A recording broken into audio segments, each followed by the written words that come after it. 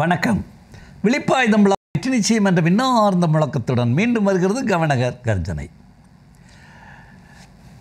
இப்போ துபாயில் உங்களுக்கு பயங்கரமான ஒரு மழை, பெருமழை, பேய்மழை அடித்து அது சூறைக்காற்று அடித்து அந்த நகரத்தையே உண்டு இல்லைன்னு பண்ணிருச்சு. செயற்கை மழை பெய்வதற்காக செய்த சில முயற்சிகள்னால இது நடந்தது அப்படின்னு சொல்லி அவர் சொல்கிறாங்க. ஓகே, பொதுவாக உலக நிலவரத்திலேயே வெப்பம் அதிகமாக ஆகி வெப்ப அலை வீசக்கூடிய ஒரு சூழ்நிலை அமைந்திருக்கிறது. உலகம் முழுக்க இயற்கை பற்றிய விழிப்புணர்வு குறைஞ்சிருச்சு. எல்லாரும் ஏசி போட்டுக்கணும்னு ஆசைப்படுறாங்க. அப்போ ஏசியில் நீங்கள் குழுன்னு உள்ளே மாற்றிக்கிட்டிங்கன்னா வெளியில் போகிற அந்த அவுட்லெட்டாக வரக்கூடிய அந்த வெப்ப காற்றை யார் சுவாசிக்கிறது? அதனால தான் உங்களுக்கு அந்த வெப்பம் பரவி பரவி பரவி நாட்டு முழுக்க மழை பெய்யலைன்னா அதோ கதியாயிரும். அந்த மாதிரி உங்களுக்கு சூழ்நிலை வந்துக்கிட்டு இருக்கு. அதனால தான் ஒரு நாடு என்பது இயற்கையை பேணுவதில் கவனமாக இருக்கணும். இப்போ மலைகளை சுரண்டி கனிம வளங்களை கொண்டு போகிறான் கேரளாவுக்கு. மேற்கு தொடர்ச்சி மலையை கருமுறான். பசுமையான மலை அப்படியே கொடுமையாக மாறிக்கிட்டு வருது. இப்போ இதை பற்றி எல்லாம் பேசுகிறோம், ஆனால் யாருமே அதை பற்றி கண்டுக்கிறதில்ல. எவன் அந்த தீமையை செய்கிறானோ அவனுக்கே நீங்கள் ஓட்டு போடுறீங்க. அவனுக்கு கொடுக்குற ஆதரவை நீங்கள் நிறுத்துறதில்ல. அப்போ அவங்களுக்கு சிந்தனா சக்தி இல்லை. உனக்கு உன் மண்டையில் அடிக்கும்போது தான் அந்த பிரச்சனை உனக்கு தெரியும். அது வரைக்கும் உங்களுக்கு தெரியாது. இவங்க சொத்துக்களை கொண்டு போய் துபாயில் அவங்க சேர்த்ததுனால தான் துபாய் அழியுது. இப்போ இவங்க கால் வச்சாலே விளங்காதுன்றது ஆரம்பத்தில் ஐயா சொன்னேன். தரித்திரம் பிடிச்ச பயலுக, அந்த திருட்டு திராவிட பயல்க, எஸ்பெஷலி கலைஞர் குடும்பம் எங்கே கால் வச்சாலும் விளங்காது. தமிழ்நாடு விளங்கணும்னா இவங்களை இந்த நாட்டை விட்டே எங்கேயாவது போய் பொழைச்சிங்கடா, உங்கள் சொத்துக்களை கொண்டு போங்க, அடித்த வரைக்கும் போதும், அடித்து கொண்டு போங்கன்னு விரட்டி தான் விடணும். அதுக்கு முதல்ல அந்த ஒரு குடும்பத்தை நீங்கள் தவிர்த்தீங்கனாலே தமிழ்நாட்டை உயர்த்திடலாம். தமிழ்நாட்டில் வெள்ளம் இல்லை, எந்த பாதிப்பு இல்லைன்னு ஆக்கிடலாம். அப்படி இல்லைன்னா சென்னை மக்கள் இந்த வெள்ளத்தில் அழியத்தான் செய்வாங்க. உங்களை காப்பாற்றவே முடியாது. இது 8 வருஷமாக சொல்லிகிட்டு இருக்கேன். சென்னைக்கு ஆபத்து இருக்குன்னு. இப்போ தூத்துக்குடிக்கு ஆபத்து இருக்குது, திருச்செந்தூர் சுற்றி ஆபத்து இருக்குது. ஏன்னா உங்களுடைய அந்த அறியாமை, விழிப்புணர்வு இன்மை, டிவைனிட்டியை புரிஞ்சிக்கல. இறைவனுக்கு யார் எதிராக இருக்கிறார்களோ அவனை நீங்கள் ஆதரிக்கிறீங்க, கும்பிடுறீங்க முருகரை. ஆனால் முருகனை பழிப்பவனுக்கு நீங்கள் ஓட்டு போடுறீங்க. மாலை போடுறீங்க எங்கள் ஐயப்பனுக்கு. ஆனால் எவன் கடவுள் இல்லை என்று சொல்கிறானோ அவனுக்கு ஓட்டு போடுறீங்க. நீ சாமி கும்பிடுறவன், சாமியை மறுதளிக்கிறவன்கிட்ட போகவே கூடாது. கர்மம் கர்மம் கர்மம் காரி துப்பணும், தூன்னு துப்பணும். நான்லாம் எவனுக்கிட்டே வரமாட்டாங்க, பயப்படுவானுங்க. ஐயா பக்கத்தில் வரதுனாலே திமுக காரங்களுக்கு நடுக்கம்தான். வேண்டாம் வேண்டாம், அந்த ஆள்கிட்ட போக வேண்டாம். அண்ணா திமுக காரங்களும் அப்படித்தான். ஒரு கும்பாபிஷேகத்துக்கு போனேன், அமைச்சர் வராருன்னு பெரிய பேனரில் என் படமும் அவன் படம் தான் இருந்தது. கடைசி வரைக்கும் வரல. போலீஸ்காரன்லாம் ரவுண்டப் பண்ணி வந்துட்டு நின்றுட்டான் ரெடியாக, அமைச்சர் வராருன்னு. அமைச்சர் மட்டும் வரல. ஏன்னா நான் அப்படிலாம் பேசுகிறதில்ல. கும்பாபிஷேகம்னு போனால் கும்பாபிஷேகத்தை பற்றி தான் பேசுவேன், இறைவனை பற்றி பேசுவேன். ஆனால் அவங்களுக்கு ஒரு அச்சம், எதையாவது வார்த்தையை விட்டார்னா நமக்கு மானவங்கமாக போயிடுமோன்னு ஒரு அச்சப்படுறேன். ஓகே, இப்போ ஐயா என்ன சொல்ல விரும்புகிறேன்னு சொன்னால், இந்த நோய் குறித்த அச்சம், இயற்கை குறித்த அச்சம் உங்களுக்கு தேவையில்லை. சில விஷயங்களை மட்டும் தெளிவாக வச்சுக்கிட்டிங்கன்னா போதும்.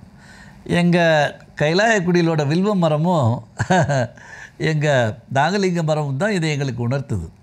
இந்த வில்வ மரம் அப்படி பசுமையாக இருக்கும்.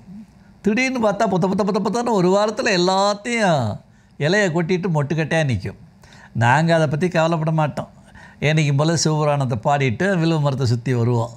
இது இப்படித்தான் உதுக்கும், திரும்ப தளத்துக்கும் அப்படின்னு எங்களுக்கு தெரியும். அதே மாதிரி நாகலிங்க மரம் பெரிய பெரிய இலை வச்சுருக்கோம், அப்படியே அடர்த்தியாக பிரமாதமாக இருக்கும், தளன்னு இருக்கும். அப்புறம் பார்த்தா திடீர்னு எல்லாம் மஞ்சள் இலையாக மாறும், பொதுன்னு ஊற்றுட்டு மொட்டுக்கட்டையாக நிற்கும். பார்க்குறதுக்கே பயங்கரமாக இருக்கும். அவ்வளோதான், அது நோய் போயிருச்சோன்னு. வேப்ப மரமும் அப்படி தான் செய்யும். 3 மரமும் எங்களுக்கு ஒரு வித்தையை என்ன கற்றுக் கொடுத்துச்சுன்னா, பழையன கழிதலும் புதியன புகுதலும் வலுவல கால வகையினானே என்ற தொல்காப்பியருடைய சூத்திரத்தை தான் கற்றுக் கொடுத்துச்சு. பழசை கழட்டி விடும், புதுசு எந்திரிக்கும். அதனால் உடலில் வரக்கூடிய எந்த ஒரு மாற்றத்தையும் கண்டு நீ அஞ்சாதே. எங்களுக்கு என்ன நீதியோ அதான் உங்களுக்கு. ஒரு உறுப்பு கெட்டு போச்சுன்னா அந்த உறுப்பு புதுசாக மாறிக்கும். உடனே அந்த உறுப்பு போயிடுச்சின்னு அதை அறுத்து எடுத்துடாத, அது அவ்வளோதான் சொல்லி ஆப்ரேஷன் பண்ணி கெடுத்துடாத அப்படின்றத எங்களுக்கு உபதேசம்.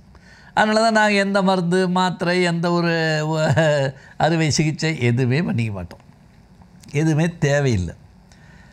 அதைத்தான் உங்களுக்கும் சொல்லி அந்த சிவசிற் சபை கையேட்டில் இந்த பார் அந்த இருக்கார் இயற்கை மருத்துவர் அங்கே போ, இந்த இருக்கார் ஒரு ஊருக்கு ஹோமியோபதி மருத்துவம் இவங்ககிட்ட போய் பாரு இனிக்கிற மருந்து, இந்த அங்கே இருக்கார் மூலிகை மருத்துவர் அங்கே போ, இல்லாட்டி எங்கிட்டே வாங்கி எங்கிட்ட சொன்னாலே நாங்களே உங்களுக்கு அந்த வைத்தியத்தை கொடுத்துருவோம். அதே மாரிச்சா மருந்தில்லா மருத்துவம் கர்மாவை சுரண்ட ஹீலர்ஸையும் பிரமாதமான ஹீலர்ஸ் எல்லாம் வச்சுருக்கோம். தேவையை பொறுத்து உங்களுக்கு சொல்லுவோம். எல்லோரும் எங்கள் கூட்டம் அனுப்பிட முடியாது, தேவையை பொறுத்து சொல்லுவோம். அதனால் கர்மானா யார்கிட்ட போகணும், சாதாரண நிலையில் இருந்ததுன்னா எங்கே போகணும், கொஞ்சம் ஸ்ட்ராங்காக இருந்ததுன்னா எங்கே போகணும், இதெல்லாம் தெளிவாக உங்களுக்கு நாங்களும் பின்பற்றோம், உங்களுக்கும் சொல்கிறோம். அதனால் எங்களுக்கு நோய் கிடையாது, வரும் போகும் அவ்வளோதான். எல்லாம் உதிரும் திரும்ப தழுக்கும். அது மாதிரி எங்களை பார்க்க சில நோய் வந்த மாதிரி தெரியும், திரும்ப எந்திரிச்சுக்குவோம். நான் வரல போயிட்டுருப்பேன். தலையாட்டி பொம்மை மாதிரி தஞ்சாவூர் பொம்மை மாதிரி இப்படி ஆடி ஆடி சாய்வமே தவிர கௌரவே மாட்டோம். சிவசிற் சபை மக்கள் எல்லோரும் தஞ்சாவூர் பொம்மை மாதிரி எத்தனை டிகிரிக்கு வேணாலும் சாயலாம், ஆனால் திரும்ப நிமிந்துக்கணும். உடலில் என்ன தேக மாற்றங்களும் நிகழலாம், நோய் மாதிரி வரலாம், ஆனால் எது குறித்தும் அஞ்சக்கூடாது. சில உணவு பழக்கங்கள், சில கழிவு நீக்க முறைகள், சில யோக பயிற்சிகள், சில மருத்துவ குறிப்புகள் இதெல்லாம் மட்டும் கரெக்டாக வச்சுக்கட்டும். அதுதான் அந்த கையேட்டிலையும் சொல்லியிருக்கேன், என்னுடைய பயிற்சி வகுப்புலையும் என்னுடைய இந்த கவனகர் கர்ஜனை உரையிலையும் நான் அதுதான் தொடர்ந்து சொல்லிட்டு வரேன். கரெக்டாக பின்பற்றுங்க. நீங்கள் எவ்வளவு நாளானாலும் 100 வருஷம் வாழ்ந்தாலும் உங்களுக்கு வரும் போகும், அவ்வளோதான். உங்களை எந்த இதுவும் வருத்தாது. இந்த வருத்துறது பூரா அரசியல்வாதிகளுக்கு விட்டுருங்க. இந்த திமுகக்காரன் திகாக்காரன் போவேன், அப்பலோவில் படுத்து மண்டையை போடுவேன், ஐசியூவில் படுத்து போவேன், பெரிய பணக்காரனை கொடுமையாக சம்பாதிச்சிருப்பாங்க, படுப்பேன் போயிடுவேன். இந்த ஏமாத்துகிற குருமார், பயங்கரமான குருமாரி வந்தால் கடவுளுக்கு நீ சமம்னாங்க, அவன் போய் அப்பலோவில் படுத்துக்கிட்டான். அப்புறம் அம்மாடி ஆத்தாடி எந்திரிச்சு வந்து இப்போ ஏதோ வண்டி ஓடுதுன்னு வச்சுங்க. இதெல்லாம் எங்களுக்கு விளையாட்டு. இவங்களாம் என்னை விட 6 வயசு 7 வயசு கம்மியானவங்க, இவங்களே இந்த பாடுபடுறாங்க. பெரிய பெரிய ஆதீனங்கள்லாம் 60 வயசுக்கு மேலே தாங்க மாட்டுது, பயங்கரமாக பேசுகிறாங்க. அதெல்லாம் வேலைக்கு ஆகாது. கடவுளை வணங்கலாம், ஆனால் கடவுளோட சிஸ்டத்தை மதிக்காமல் நீங்கள் அதை வணங்கி பிரயோஜனம் கிடையாது. அதாவது வாத்தியாருக்கு மரியாதை செய்யலாம், ஆனால் சொல்லிக் கொடுத்த பாடத்தை நீங்கள் பின்பற்றணும். இத்தனை திருமறைகளையும் இத்தனை ஒழுக்க ரகசியங்களையும் இத்தனை வாழ்க்கை முறைகளையும் விளையாட்டாக சொல்லி கொடுத்துருக்காரு இறைவன். எப்படிலாம் இருன்னு சொல்லியிருக்காரு. நீ அவரை ரெஸ்பெக்ட் பண்ணு, இந்த முறைகளை பின்பற்று, ஆனால் உங்களுக்கு ஒரு குறையும் வராது. எனவே எந்த நோய் குறித்தும் அச்சம் வேண்டாம். தேகத்தில் இலைகள் உதிர்வது போல் சில பொருள்கள் உதிரும், திரும்ப தானாக எல்லாம் எந்திரிச்சுக்குவோம். அதனால் அந்த இயற்கையின் நியதியை நல்லா புரிஞ்சுக்கிட்டு சர்வ சந்தோஷமாக நல்ல முழு நம்பிக்கையோடு நல்ல சேலஞ்சிங்காக கேலப்பிங்காக எழுச்சியோடு நீங்கள் வாழ வேண்டும். வாழ்வீர்கள், வெற்றி நிச்சயம். மீண்டும் நாளை சந்திப்போம். நன்றி, வணக்கம்.